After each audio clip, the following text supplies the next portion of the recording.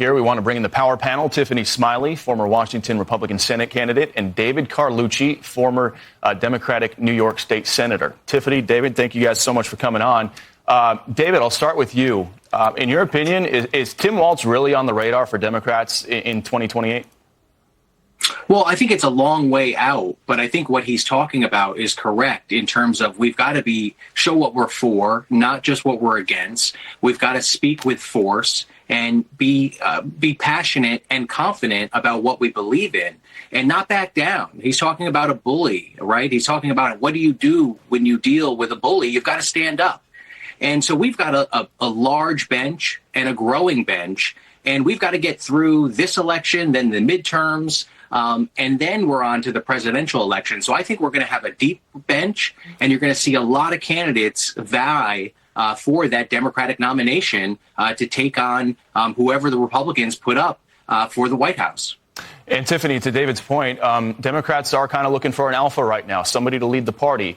But a new CNN poll shows that just about 16% of Americans believe that the Democratic Party is a party with strong leaders. That's compared to 40% for the Republican Party.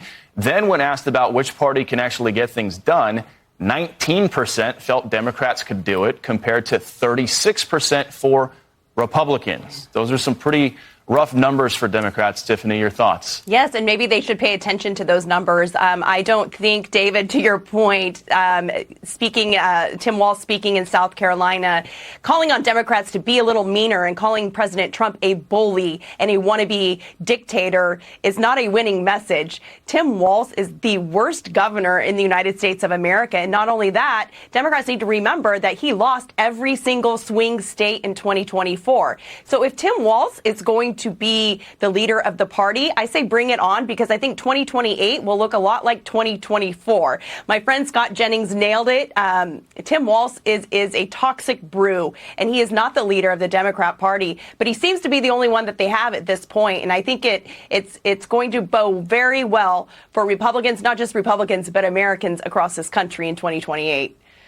David, got about 15 seconds for a real quick response if you'd like to give one. Well, I think it's interesting with that poll to show how few people think that Republicans, even though they control every chamber in Congress, including the White House, still can't deliver results. And that's the real problem. You hear a lot of complaining from Republicans, even when they attack Joe Biden on this mental capacity, and yet Republicans aren't doing anything about it.